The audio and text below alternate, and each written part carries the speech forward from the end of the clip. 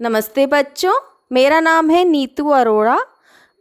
आज मैं आपको पढ़ाने वाली हूँ हिंदी का टॉपिक संज्ञा, जिसको हम अंग्रेजी में नाउन कहते हैं। चलिए शुरू करते हैं हमारा आज का टॉपिक संज्ञा। चलिए शुरू करते हैं। हमारा पहला प्रश्न है, संज्ञा क्या है? संज्ञा किसी व्यक्ति, वस्तु, स्थान, भाव या गुण का नाम बताने वाले शब्दों को संज्ञा कहते हैं। संज्ञा के उदाहरणों से हम थोड़ा सा संज्ञा को और समझते हैं।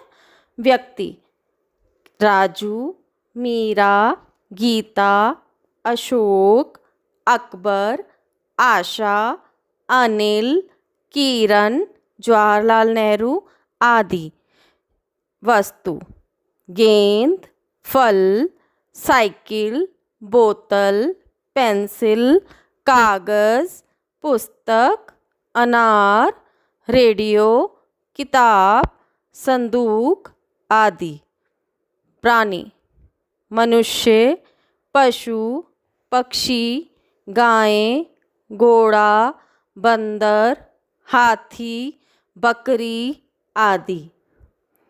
स्थान: दिल्ली, मुंबई, कलकत्ता, अमृतसर, लखनऊ, केरला, तमिलनाडु आदि। भाव: क्रोध, खुशी, ईर्ष्या, दुख, भूख, प्यास, वीरता, बुढ़ापा, मिठास आदि। अब हम पढ़ते हैं संज्ञा के भेद। संज्ञा के 3 भेद होते हैं: व्यक्तिवाचक संज्ञा, जातिवाचक संज्ञा, भाववाचक संज्ञा। जातिवाचक संज्ञा भी 2 प्रकार की होती है: द्रव्यवाचक संज्ञा और समूहवाचक संज्ञा। अब हम पढ़ना शुरू करेंगे संज्ञा के भेद, जिसमें पहला है व्यक्तिवाचक संज्ञा। जो शब्द किसी विशेष व्यक्ति, स्थान अथवा वस्तु का बोध करवाएं, व्यक्तिवाचक संज्ञा कहलाते हैं। इसमें विशेष पर जोर दिया गया है।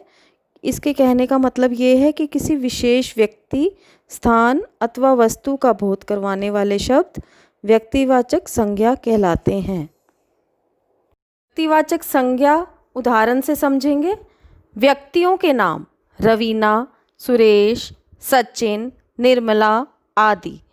पुस्तकों के नाम: कुरान, गीता, रामायण आदि। स्थानों के नाम: दिल्ली, मुंबई, जयपुर, कर्नाटक आदि। दिशाओं के नाम: पूरब, पश्चिम, उत्तर, दक्षिण। देशों के नाम: भारत, अमेरिका, जापान आदि। नदियों के नाम: गंगा, कृष्णा, कावेरी, सिंधु। त्योहारों के नाम: रक्षाबंधन, दिवाली, होली, क्रिसमस। अब इसमें ये भी बात समझने वाली है बच्चों कि चंद्रमा, पृथ्वी, सूर्य ये एक ही हैं संसार में, ये भी व्यक्तिवाचक संज्ञा में ही आएंगे। चलिए अब आगे दूसरा करते हैं, जातिवाचक संज्ञा।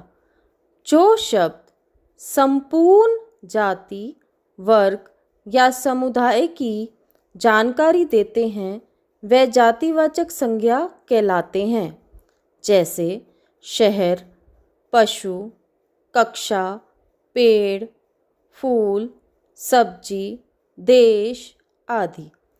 ये सभी उदाहरण किसी विशेष नदी, देश का बोध करवा रहे वरन संपूर्ण जाति का प्रतिनिधित्व कर रहे हैं। अतः ये जातिवाचक संज्ञाएं हैं। जातिवाचक संज्ञा के 2 प्रकार हैं: द्रव्यवाचक संज्ञा और समूहवाचक संज्ञा।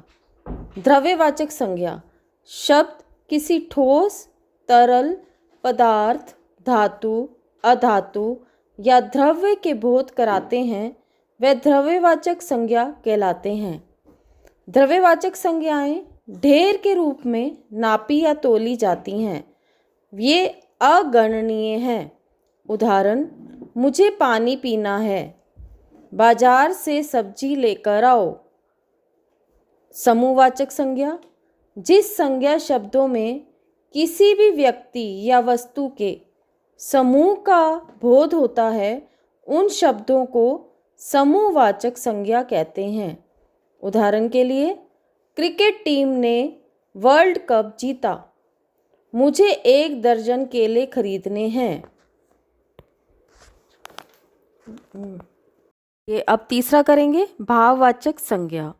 जो शब्द स्थूल रूप में किसी वस्तु का बोध नहीं करवाते किंतु उन्हें महसूस किया जा सकता है वे भाव ही भाववाचक संज्ञा कहलाते हैं।